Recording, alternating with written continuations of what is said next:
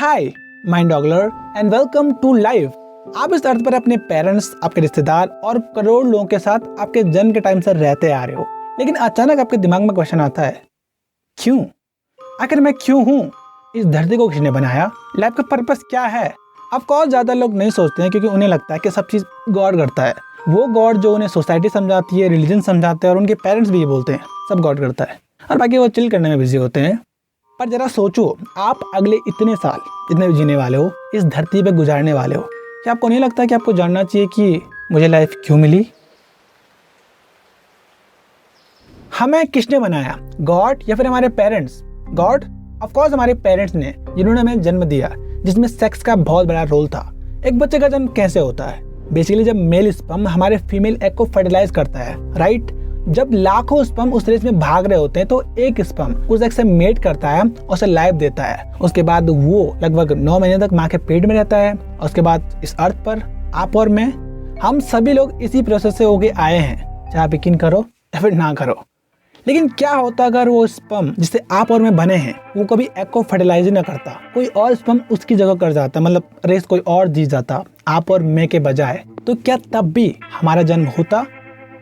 Well, biology के understanding के हिसाब से नहीं, क्योंकि जो स्पर्म से हम बने हैं, उस स्पर्म में एक प्रकार की इंफॉर्मेशन है, डीएनए, आरएनए। अगर वो मेट नहीं करती तो हमारा जन्म नहीं होता। यहाँ से बायोलॉजी की अंडरस्टैंडिंग थोड़ी सी अजीब लगती है कि भाई मैं क्यों हूँ फिर? अगर वो करता ही नहीं मेट, तो मैं होता ही नहीं क्या? क्या मैं सिर्फ एक कोइंसिडेंस हूँ जो एग और एक स्पर्म के मिलने से हुआ है, या फिर मेरे होने का कुछ रीजन है? ये सवाल हमें गॉड के बारे में सोचने पर मजबूर करता है कि क्या हमें गॉड ने बनाया है?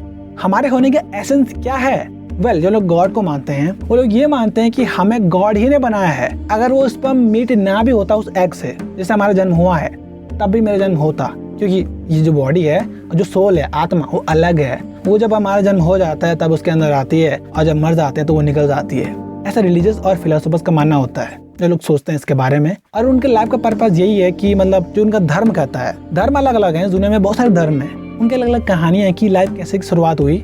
लेकिन मैं साइंस वाले स्टूडेंट हूँ, तो मैं बिलीव करता हूँ एवोल्यूशन पे। अगर आपने मेरी एवोल्यूशन वाली वीडियो देखी होगी तो आपको पता होगा कि एवोल्यूशन कैसे होता है, क्या है, हम इंसान कैसे इवॉल्व हुए हैं एक छोटे छोटे सेल से।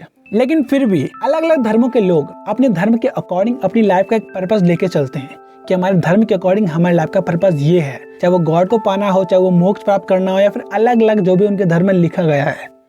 लेकिन क्या लाइफ का कुछ पर्पस है? आई डोंट थिंक सो, क्योंकि कई फिलोसोफर्स मानते हैं कि लाइफ का कुछ पर्पस है ही नहीं। लाइफ की शुरुआत हुई थी बिग बैंग से, फिर एवोल्यूशन हुआ, हम लोग बने। इसमें गॉड का रोल कहाँ था? ऑफ कोर्स रहा होगा, गॉड ने हमें बनाया है। कई लोग मानते हैं कि गॉड ने बनाया, लेकिन जैसे धर्म के लोग बताते हैं वैसे नहीं। वो गॉड को मानते हैं, वो गॉड जिसने बनाया है अल्टीमेटली जिससे क्रिएशन स्टार्ट हुई है, उसको मानते हैं।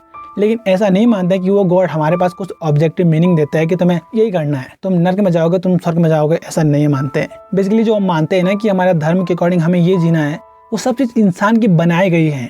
बल्कि फिलोसोफर्स ये मानते हैं कि जो लोग इन चीज़ों पर यकीन करते हैं वो कर लेते हैं सुसाइड, फिलोसफिकल सुसाइड, ना कि रियल सुसाइड।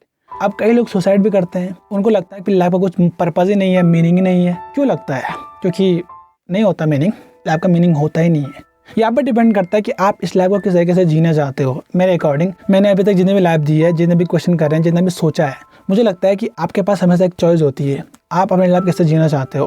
तो आपके पास एक चॉइस है, लाइक करने की, सब्सक्राइब करने की और कमेंट करने की। बाकी मैं मिलता हूँ आपको नेक्स्ट वीडियो में यहाँ पे।